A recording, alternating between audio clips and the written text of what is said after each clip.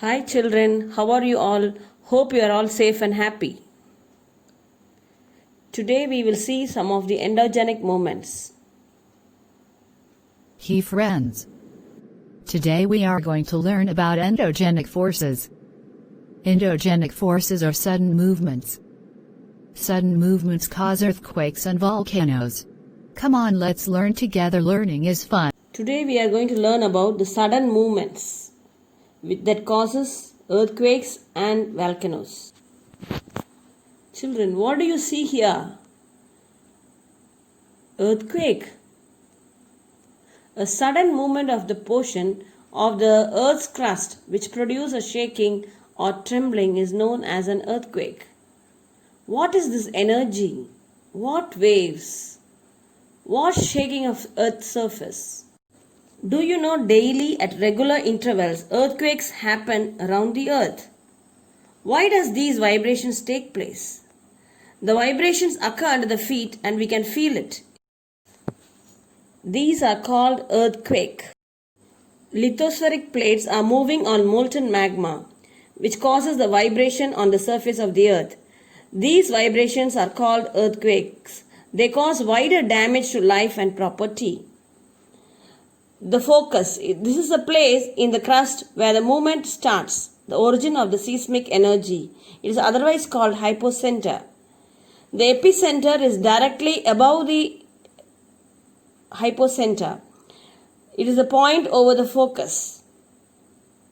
The vibrations travel around the epicenter and causes destruction.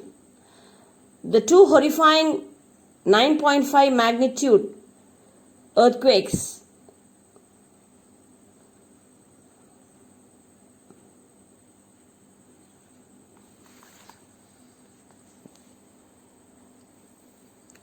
These pieces are called tectonic plates and the edges of the plates are called the plate boundaries. These pieces keep moving around slowly, sliding past one another and bumping into each other.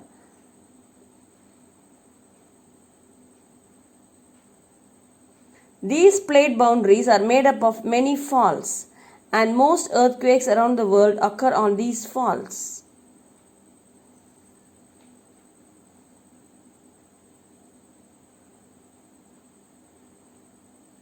Why does the earth shake when there is an earthquake? While the edges of faults are stuck together and the rest of the block is moving, the energy that would normally cause the blocks to slide past one another is being accumulated. When the force of the moving blocks finally overcome the friction of the jagged edges of the fault and it breaks free, all that stored up energy is released.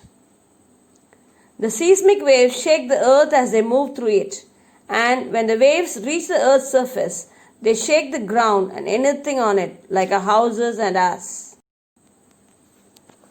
The energy radiates outward from the fault in all directions in the form of seismic waves like ripples on a pond.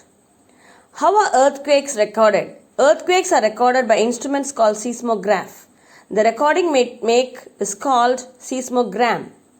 The seismograph has a base that sets firmly in the ground and a heavy weight that hangs free. The magnitude of an earthquake is measured by the Richter scale. The numbers on the scale range from 0 to 9. When an earthquake of 2 on Richter scale or less can be felt only a little, and 7 or more on the Richter scale is considered as major earthquake. Some safety tips. Drop, cover and hold on. Stay indoors until the shaking stops. If you are in bed, hold on and stay there only. Try protecting your head with a pillow. If you are outdoor, find a clear spot to stay safe. Some more safety tips after the earthquake. Be prepared. Do not enter a building that shows damage. Turn off gas, electricity and water. Do not spread rumors. An earthquake which originates below or near the sea causes great disturbance in the water and high waves. This is called tsunami. Tsunami, a Japanese term, a huge wave caused in the sea by an earthquake, common in Japan coast and Pacific Ocean. On 26 December 2004, tsunami occurred in the Indian Ocean, sweeping coastal areas of Indonesia, India, Sri Lanka, Thailand, etc. This was an immense disaster, killing thousands of people. Distribution of earthquakes. Earthquakes happen around the Pacific Ring of Fire frequently. Nearly 68% of the earthquakes occur here. Another 31% in the Mediterranean Himalayan belt, including Himalayas, China, etc.